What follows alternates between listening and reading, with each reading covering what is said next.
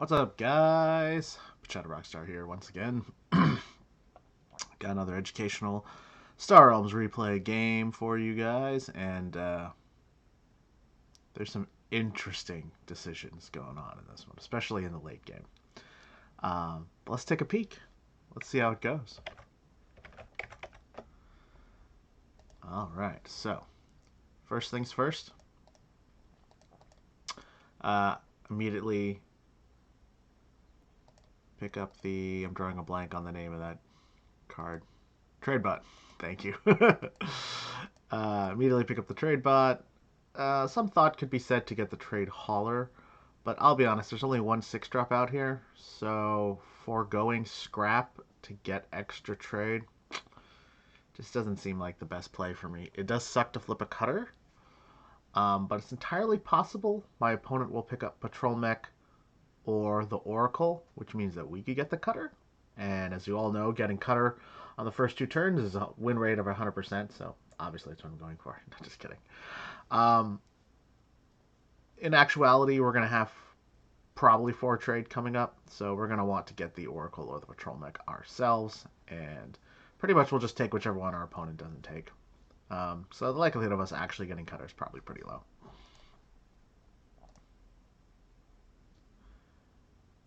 And now it's a 0% because our opponent went super trade. So I don't I don't like that play, to be honest with you. I think the best play here would have been to grab the Oracle or the Patrol Mech. I've only got a trade bot. I've got no damage. So the likelihood of me getting through the Oracle, very low. The Patrol Mech also gives me 3 trade or 5 damage. I could pick up the Royal Readout if I wanted to. Both are very good cards. And me personally, I would lean towards the Oracle, seeing as how it's the first couple of turns. And the likelihood of my opponent acquiring enough damage to get through it means I could get 2, maybe even 3 scraps with the Oracle before it gets destroyed. So that is probably going to end up being better than the Patrol Mech, which really can only do damage or trade unless it pairs with another red card. So that's kind of what I would do if I was Torqueman, but Torqueman clearly prefers the high trade, high healing route, which is not terrible, but I do think that leaving me with additional scrappers is a mistake. So I end up getting the Oracle. Again, same line of thinking. The likelihood of it dying is pretty low. So the likelihood of it being able to scrap a couple of times is high, and that's kind of what we're looking for. So he ends up getting the Patrol Mech, which is absolutely the correct play there. You can't afford to give me a third scrapper, especially one that is dependent on allied abilities. So taking that for himself is very good. And because he's got blues, the likelihood of him being able to get the Colony Seed Ship is quite high, and I have no way of getting rid of it. So I ended up going with the Frontier Hawk and then going with the Stinger because the orbital shuttle flipped. So now I'm going to try to go damage, card draw, trade. And I was thinking of getting Battle Station initially, but again, once the orbital shuttle flipped, this seemed like the better strategy to me. We're not necessarily trying to build bases, although Battle Station does pair very well with the Oracle. The point here is to diversify just a little bit, give ourselves some cards to draw into, and again, we've got 2 scrappers, so if you have a bunch of scrappers but you have nothing else, your deck is kind of shitty because your deck is very efficient, but it's efficiency for no gain, right? You know, you want to become efficient, but you also want to have really good cards to play with your efficiency. And so by going Stinger Frontier Rock Orbital Shuttle, that gives me 3 different cards that will have a bigger impact, I believe, than just getting a battle station. Plus it gives us some extra damage, which again, we're going to need to kill our opponent. If he picks up a base or if he picks up a lot of healing, we're going to have to counter that somehow. Yeah, so he gets Colony Seed Ship. So here's where I think he makes a little bit of an odd play. He goes ahead, he gets the Blob Miner. I mean, that's fine. He's only got 5 trade. Like, again, if he had 6, he'd probably get Protocol or Royal Readout here. But then he goes ahead and snags the embassy yacht. Um, he's got enough trade. Once you get the colony seed chip, you've got plenty of trade. You've got plenty of healing. You need to start buying some damage. Or, barring that, getting some bases out to actually work with the embassy yacht. So, I think this play is a little redundant, but if his hope is to get the embassy yacht and then grab a bunch of bases and build a nice base deck with a bunch of healing, I could see that. But it's going to be hard to pull that off. So, I'm not sure I like this play personally. But, I mean, the alternative would be to get the battle station.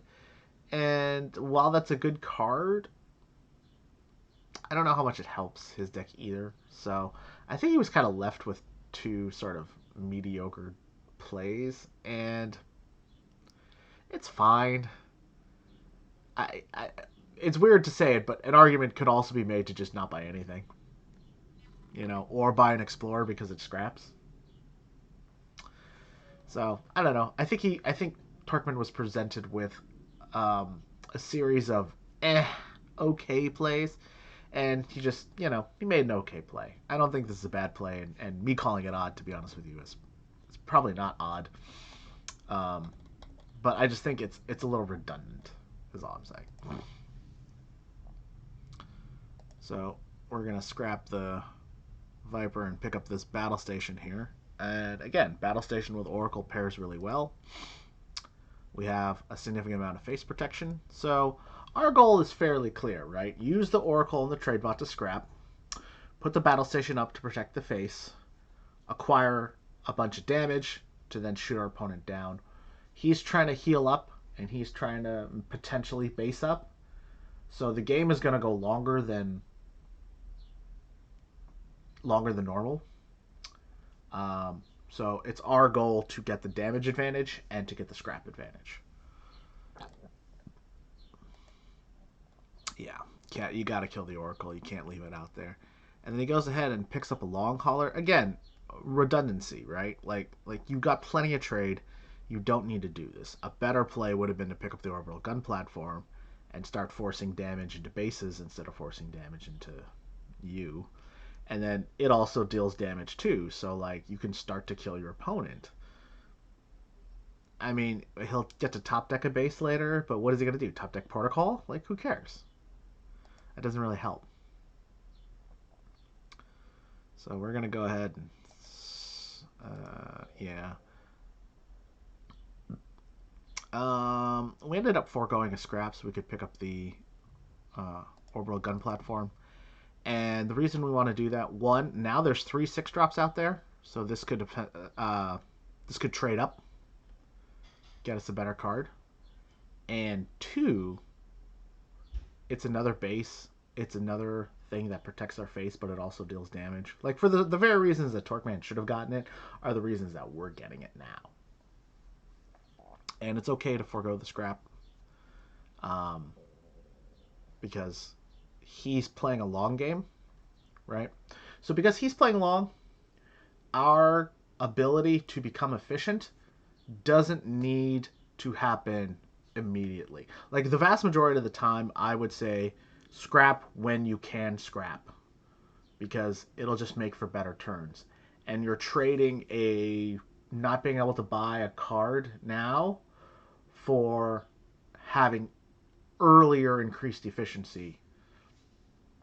But in this case, because I know he's playing a very long game, I know this game's going to go long, so I actually have no problems with missing a scrap here, because I know I'll have enough time to make up for those scraps later, but I also get to add a really nice base to my deck. So, yeah.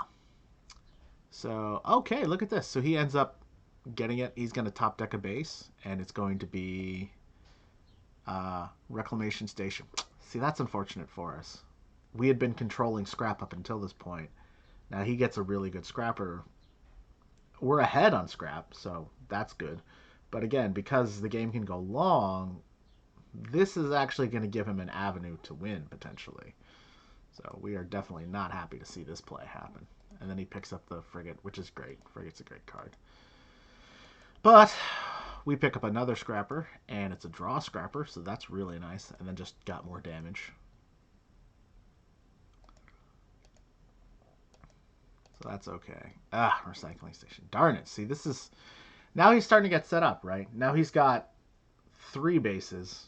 3 bases or 2? He's got at least 2, right? He's got at least reclamation station and recycling station. And I believe he has one more, but I don't recall what it is off the top of my head.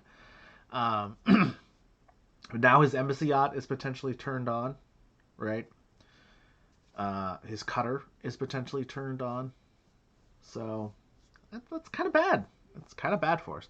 The good news is, though, battle station doing work, protecting our face. All right. And then he picks up a survey ship. I guess that's fine. So this ends up working out really nice. Oracle will be able to scrap this scout. Battle mech will be able to scrap that scout. We're going to get a significant amount of damage. We'll be able to kill his reclamation station. We'll be able to put up 2 bases. The plan is working.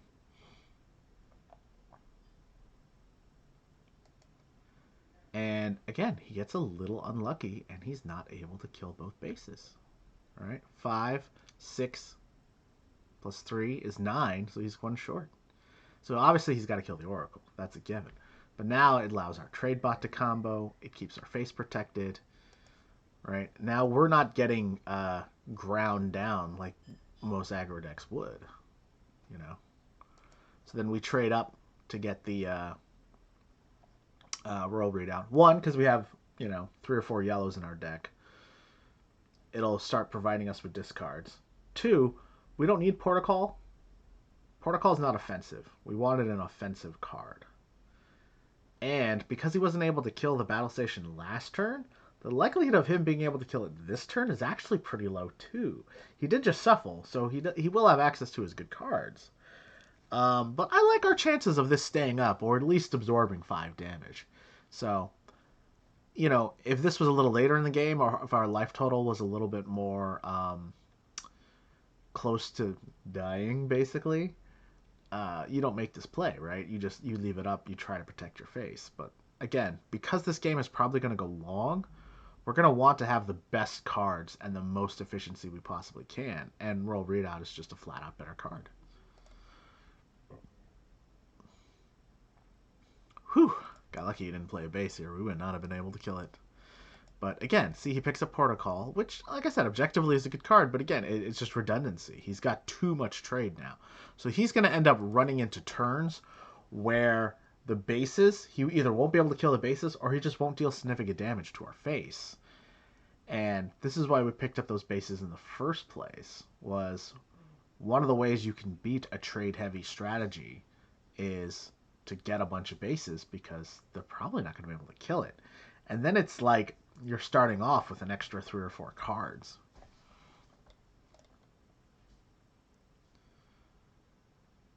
Yeah, and we're kind of at the point now to we're probably not looking to add much to our deck. Like, if we do add anything, it's going to be really strong, effective cards. Yeah, so he scraps, and this time he combos and he kills it, which is fine. But look, I mean, he's got a really high life total, but we're not, like, scared at all. Our life total, 1, not that low, and 2, we're actually pretty confident. Like I said, he's got mostly trade, and he's going to keep drawing trade. Nice, see? And Burrower is great, combos with the Stinger. We're going to start trying to focus on damage and blobs. Going to turn the corner soon. This is the plan. I don't remember him. The Hive, that was the other base I forgot he had. And so look, he just has ineffective turns, and this is what happens when you have too much trade in your deck. This is pretty easy. Scrap, scrap. Draw the card. Yep. Play everything. Kill the base. We got 4 trade, and then we get the patrol mech. Again, we're just looking to get damage. We're looking to get scrap. You could even argue we may not need it, but we're trying to be as efficient as possible here. Yep, now he tosses 2, and he cycled again, so his deck is got a lot of draws in it. Like, it's a relatively quick deck. Yeah, see, I don't know if this helps him that much. He had 3 trade. Maybe he could have bought a Swarmer, try to get rid of some things to make his trade be more effective. But, he's just he's kind of stuck in a rock and a hard place here, where he doesn't really have a lot of good plays to make. So, yeah. But we're down to 34, so we're not exactly safe by any means. But the good news is, yeah, we're starting to get those big chunks of damage now. 10 points, 10, 12, 13 points of damage. Yep. He's dealing 3, 5, 6. Oh, wow, look at this.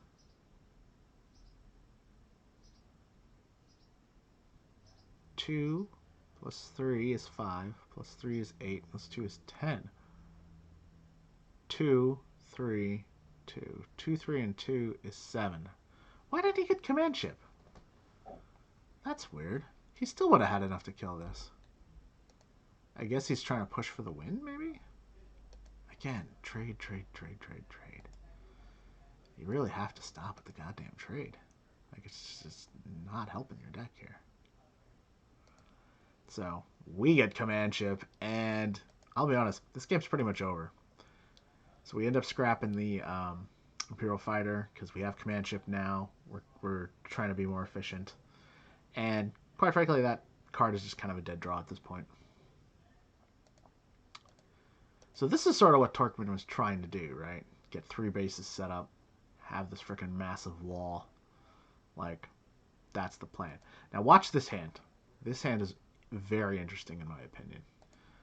Okay, so notice what happens. We're going to throw away the battle station. So already that might seem odd, but these 2 cards give us a card draw. This card gives us a card draw. This gives us 3 damage and a discard. So the battle station doesn't actually do much. Yes, we're down to 23, but remember, his deck is mostly trade. The odds of us dying, not that high.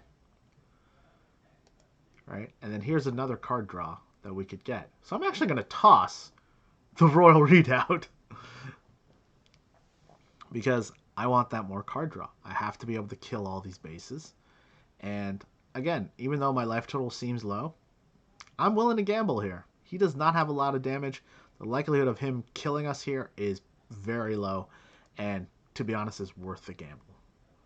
But allowing all those bases to stay out is not a gamble I want to make. And there I am scrapping a scrapper that we don't need. See? We're fine. No big deal. You know, he gets that 8 drop, but it's going to be 3 turns before he even draws it. So I'm fine with that. Oh, and look at this turn. Command ship draws us 2 cards. We get 2 bases, orbital shuttles there. Oh, look at this. Draw, draw, draw, draw, draw, draw. Boom, boom, boom. Damage. Blam! And all of a sudden, he's 1 turn away from death. Like, that's what happens when your deck becomes that efficient.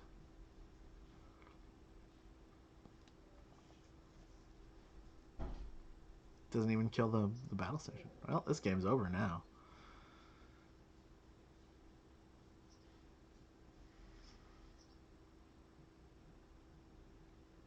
Yep.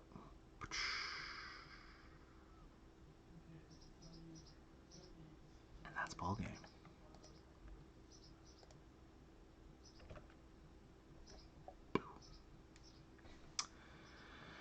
So, I mean, the obvious lesson that we can take from this is if you get too much trade, you have too many dead draws later on in the game.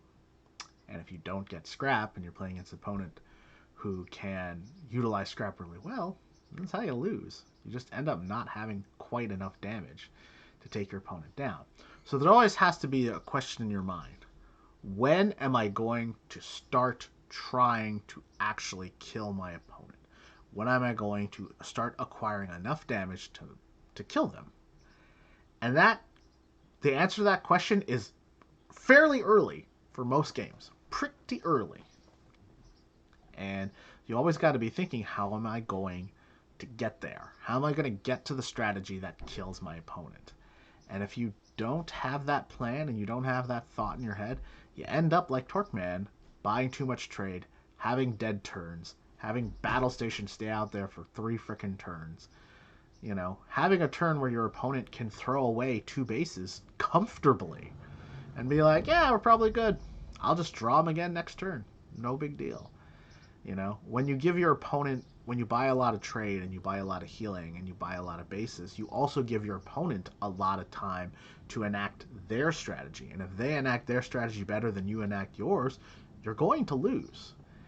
And if there's one thing that I've noticed, when I play the best players, when I play guys that are 20, 30, 50 levels above me, most of the time, just going straight up aggro, it gives you your best shot at winning. You know? When you putter around like this and you heal up and you sort of extend the game, you're also giving them a chance to pull out a counter strategy. The more turns you have, the more that favors the better player. And when you play an aggro strategy against a player that's better than you, you're not giving them enough turns a lot of the time to fully enact their counter strategy. But the longer the game goes, the more they make better decisions and the more the odds turn in their favor. So Torqueman, very early on, should have just gone with the scrap, gone with the damage, and he probably could have taken me out before I would have had a chance to counter him. But he gave me enough time to come back, and I did. So, yeah, I'd say pay attention to your opponents, pay attention to their strategy, and pay attention to your own. And make sure that you are utilizing a strategy that actually kills your opponent sooner rather than later. All right, guys, thanks for watching. I'll see y'all later.